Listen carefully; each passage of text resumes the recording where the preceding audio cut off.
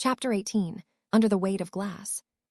The infirmary ceiling wasn't supposed to move, but Briar's vision swayed anyway, slow and nauseating, like the entire room floated.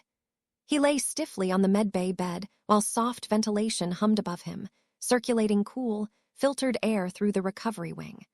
The morning cycle lights shifted gradually from pale blue to warm gold, but nothing inside Briar felt warm. Sleep had never come. Every time he drifted close, he saw the Strider wadding through snow, violet eyes carving into him with cold interest. The memory clung to his nerves like frost, tightening each time he blinked. He stared at the glow of his inhibitor patch beneath the bandages. Amber, stable, restraining him, it pulsed like a tiny heartbeat that didn't belong to him. A medic adjusted the sling around his shoulder. Your vitals keep spiking in irregular bursts. That inhibitor's locking down harder than we'd like. You need to stay still today. No exercises, no channeling, no stress. Yeah, Briar muttered. Sure. The medic sigh said he didn't buy it. When the door slid open, Briar expected another medic. Instead, Lyra stepped through carrying a cup of steaming broth and 2 ration bars tucked under her arm. She dropped them onto his tray with a tired shrug. You look like you went 5 rounds with a grav train, she said. Briar huffed. Feels like it. Lyra pulled a chair closer and sat. Command's already in an uproar. Halen's called 3 meetings since dawn. About the Strider. About you, she said more gently. And the mission, both. Briar's chest tightened. Let me guess, they're pulling me off rotation. Not yet, Lyra said, but they're debating it. He ran a hand over his face. I froze, Lyra. I held everyone back. Kara wouldn't even look at me. She's right. Lyra frowned. Kara's angry because she wasn't there. She has opinions about everything when she's left out. That's not what it felt like, Briar muttered. She's not your judge, Lyra said, and she sure as hell isn't your limit. Before Briar could answer, a message tone chimed from Lyra's wrist. She clenched her jaw. Briefing. Halen's demanding all squad leads.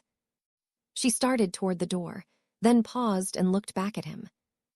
You're not out, she said softly. Not yet. She disappeared into the hallway. The room's silence rushed back in like a tide. Hours dragged until a pair of med techs helped Briar to the physical therapy wing. The corridor buzzed with movement, recruits limping between machines, robotic supports adjusting their gait cycles, drones monitoring vitals. The air smelled of antiseptic and fatigue. They guided Briar to a low-impact treadmill, the grav field reduced to lessen strain. His ribs throbbed sharply with every step.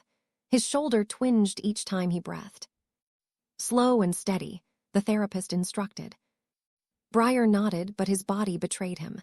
The pain built too quickly. His legs weakened. He stumbled and caught himself on the rail, breath hitching. That's enough, the therapist said firmly. Sit. I can keep going. You can't, the therapist replied. Not without tearing half of what we just repaired. Briar let himself be lowered onto the bench, his pride burning hotter than the pain. Across the room, Corin Dane leaned against a support crutch while telling a story to a ring of recruits. Kara stood among them, relaxed, smiling at something he said. She looked comfortable, confident, engaged in a way she never was around Briar anymore.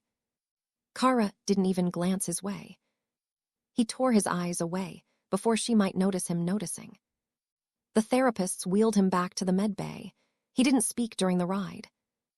Not long after, Halen's voice summoned him to a debriefing room. 2 officers sat at a long metal table, brows tight as they reviewed the mission logs floating in hollow screens between them. Your engagement record shows erratic channel output, one officer said. And a dangerous lack of control, the other added. You overloaded your channel, twice. Briar clenched his fists. I reacted, I survived, I did everything I could. The senior officer didn't soften. Everything wasn't enough. One more uncontrolled surge could seriously injure a squad mate, or you. Briar's stomach twisted. So what? You're grounding me. We're considering temporary withdrawal from combat duty. the officer said, until your stability can be reliably evaluated. That's not, Briar swallowed hard. I can get better. The officer raised an eyebrow. In less than a week, unlikely. The door opened. Lyra strode in, breath quick, hair a little messy from rushing. Apologies for interrupting, she said, but you're making a mistake. The officer stiffened. Lieutenant. Briar didn't almost die because he's reckless, she said. He almost died because we were ambushed by a Strider-class hunter, and because his inhibitor is malfunctioning under power levels it wasn't designed for. That's not instability, it's growth. Briar blinked. Stunned, she said it aloud. The officers exchanged a glance. After a long silence, Halen spoke. We'll postpone the decision. Lox remains active under observation. One more incident and we revisit. It wasn't approval, it wasn't trust, but it wasn't removal. Briar exhaled weakly. Understood. After the meeting, Lyra nudged his uninjured arm. Told you I'd show up. You didn't have to. Yeah, I did. Their eyes held for a moment, calm, warm, grounding, before she headed off to her next briefing, and Briar returned to the solitude of the medbay. By night cycle, when the halls were dim and the windows reflected only shadows, Briar slipped out of the infirmary. He made his way to an empty training deck where the lights glowed faintly along the walls. No instructors.